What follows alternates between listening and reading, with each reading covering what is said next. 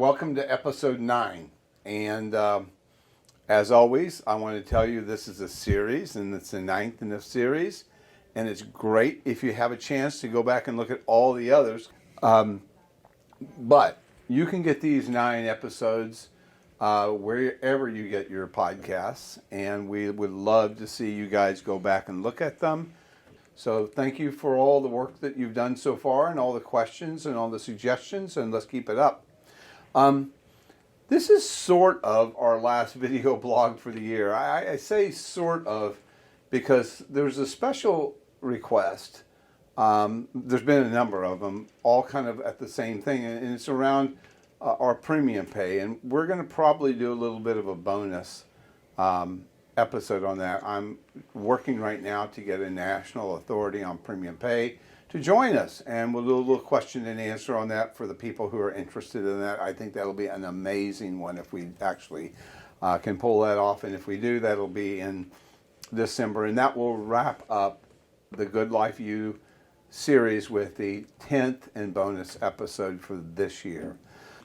So we've covered a lot in these 9 episodes. But, while we've covered a lot of information, this episode, I want to kind of rise up 500 feet and make sure that we get a big perspective of what we've accomplished. Because about a month ago, Anchor released a survey. And if you haven't read it, the link of that one also is behind me. And it's important that you look at that. That is kind of where we are right now with respect to workforce stability. We've always thought we've had a crisis, and we have. For 20, 30 years it's been a crisis, and it's been growing. But where it is right now is much deeper.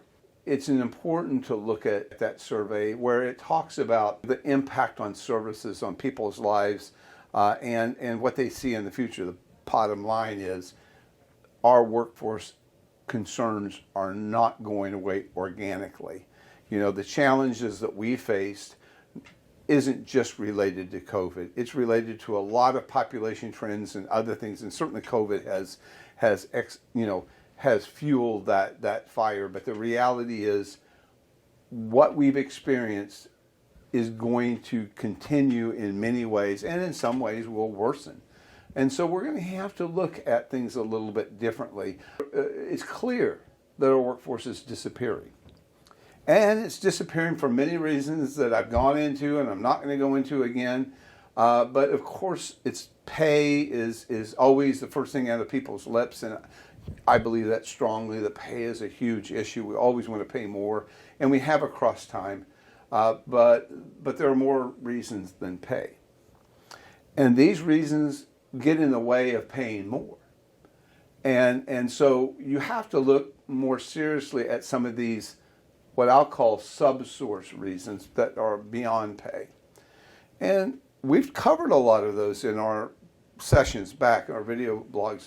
Wonky schedules. There was this thing on wonky schedules, and that certainly is a serious issue that's caused problems. Too high a reliance on part-time labor. Look, the nation in our world and our industry is 32% part-time. And that includes residential and day services. And we all know that a lot of people, most of the country, day services are Monday through Friday staffing. What that means is the part-time is really pushed to our residential program and is pushed to the evenings and the weekends primarily. What is happening is that 32% part-time for a residential program is closer to 45% because day services are, very few part-time positions are in day services.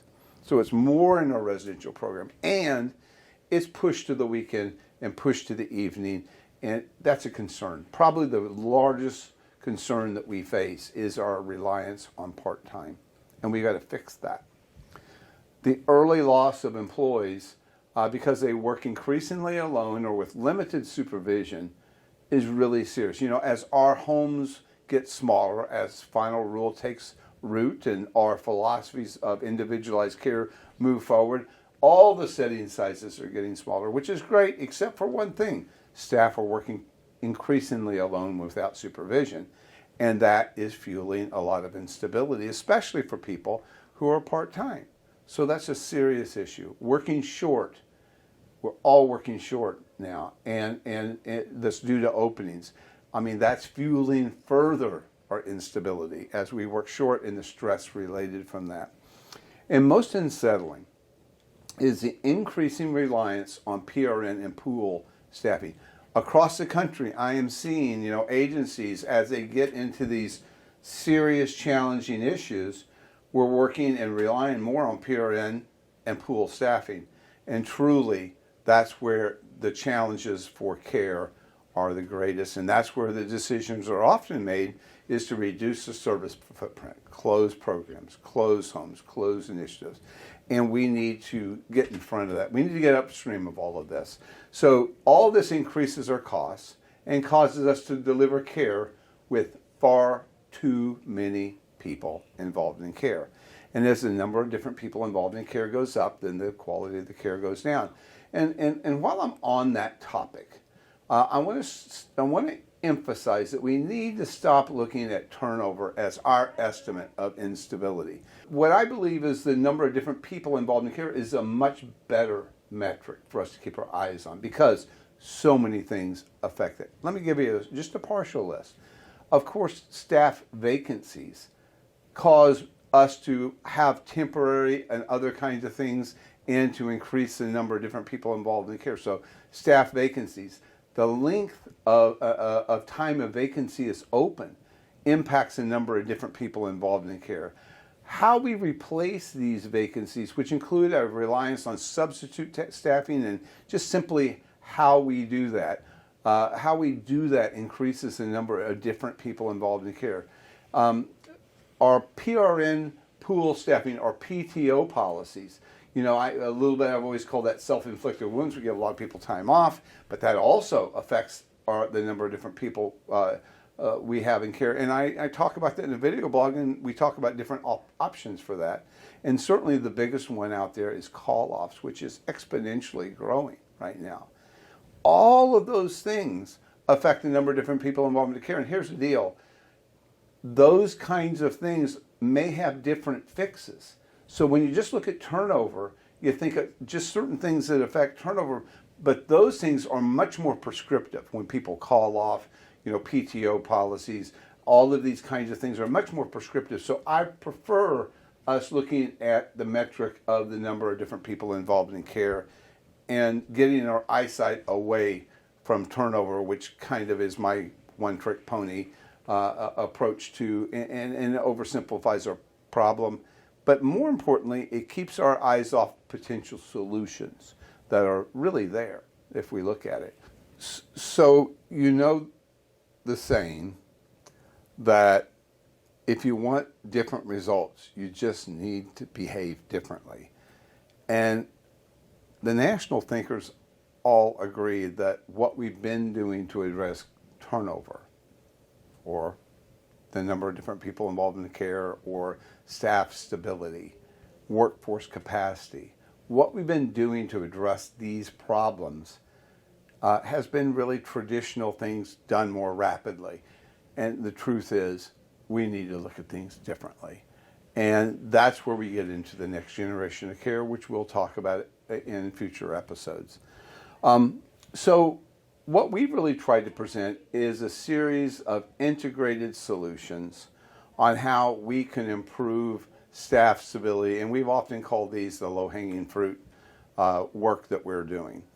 When we're helping, but I thought, I could end this session by talking about kind of how do we go about helping people a little bit, and maybe you can do a little bit yourself.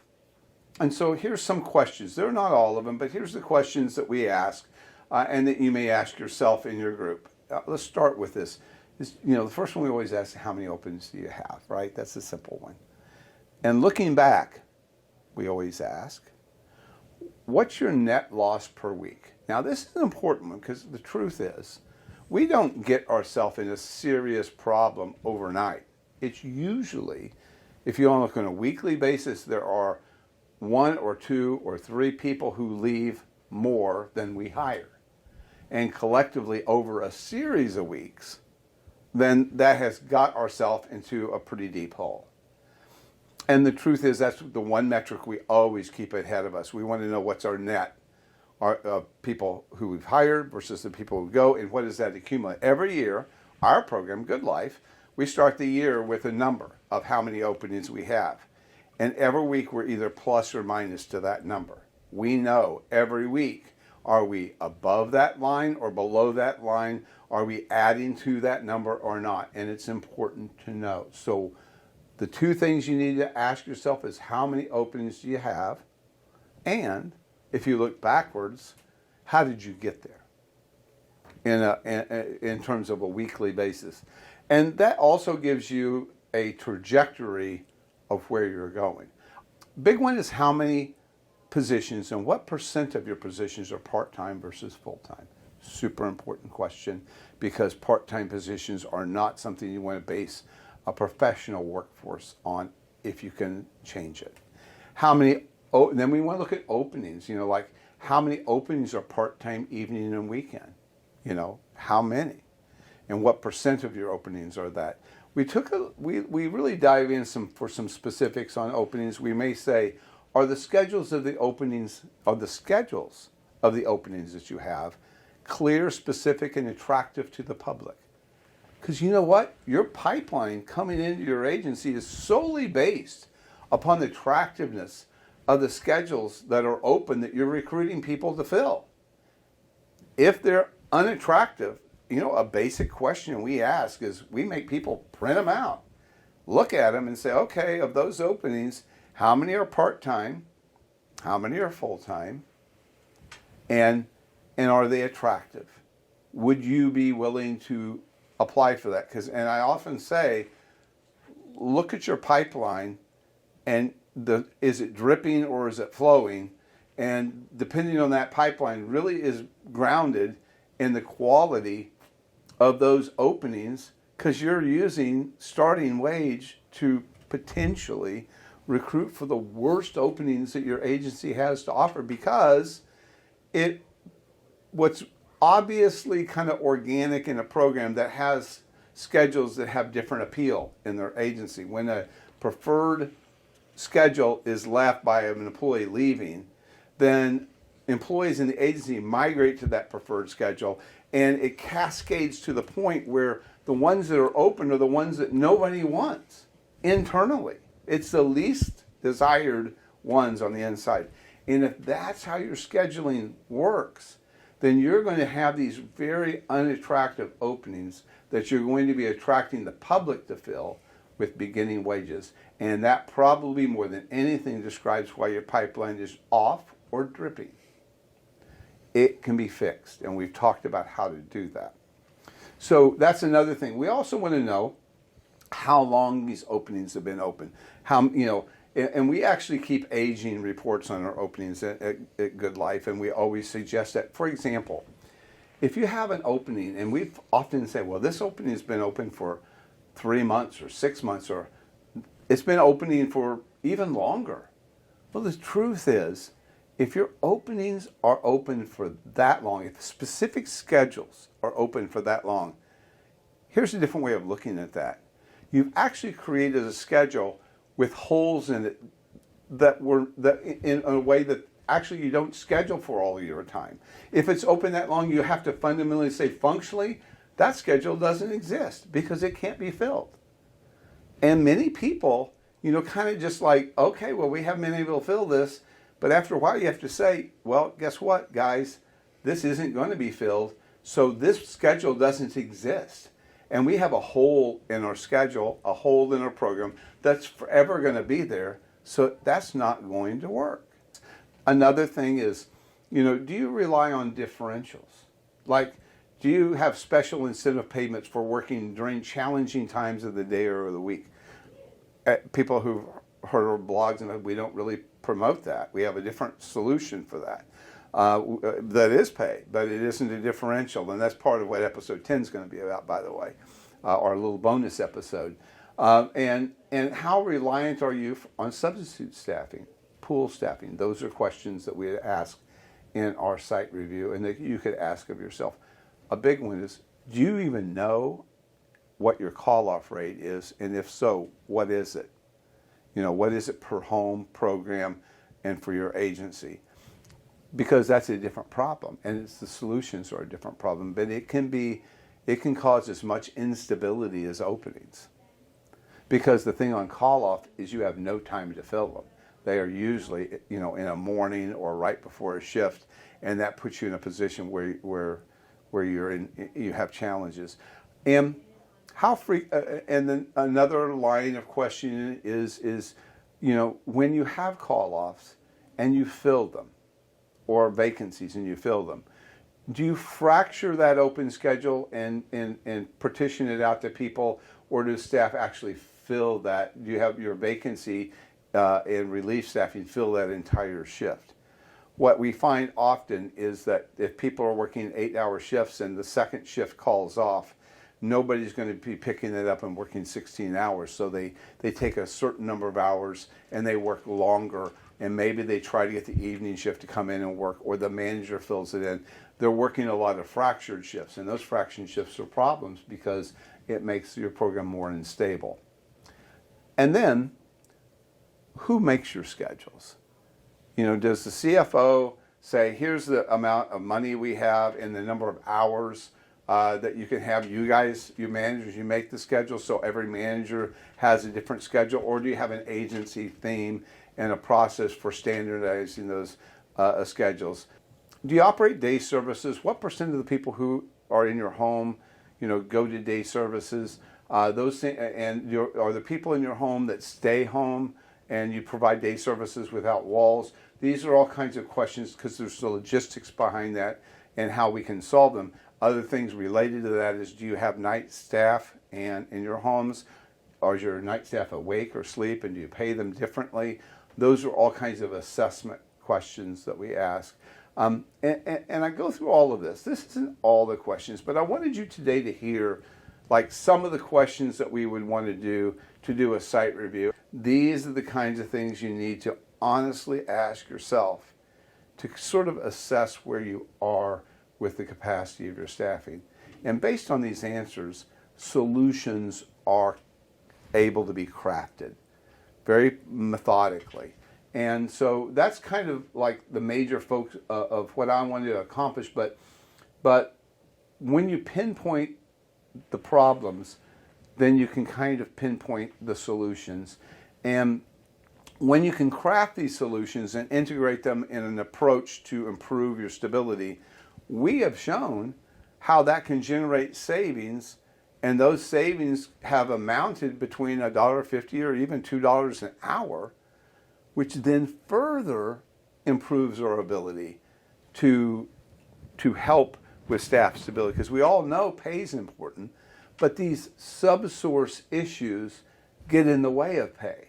And so you can't just keep saying, oh, I need more money for pay. I mean, certainly we all want to do that, but we all know the history of this. We know we've been doing that for 40 years, and we know no matter what we pay, the world pays that much or more, right? So I give an example, when surely we're going to have, minimum wage of $15 an hour. We all see that coming, right? We all know when $15 minimum wage comes that we can't pay $15 an hour. We are going to have to pay $17.50 or $18, right? So the reality is we always have to pay more than we have. And we're going to have to find ways to work on these subsource issues so that we have workforce that has greater capacity. And that involves changing what we do. And we will do that. So for those guys that say, we just don't have the time or capacity to fix it now, I will tell you, you just have to figure out how we can go forward to do this. It's our job, in many ways, to figure out, is there a way to do that that doesn't cause so much change? And the truth is, the only reason people don't want to put solutions in place is because they can't change what they're doing to do these new solutions, because that's even more disruptive, and they're at a point where it's too fragile to do that. And I get it. My suggestion is that you start with your replacement staffing strategy, because this builds your capacity to replace staff and support the problem that you have now, and gives you the capacity to make changes down the road. And we can help with that. There is a whole pod on replacement staffing strategies that you should look at, but there's lots of questions about that, and we can help with that. But that's about change management. But there are ways to help improve your capacity without moving the cheese around so much that it causes what you are concerned with is the more problem until it's fixed. Now, once you have the capacity to help and support relief staffing, yes, you should be working on some of these other subsource issues to deal with staff capacity. And ending, the issue has always been brought up on the one episode that we've done for premium pay.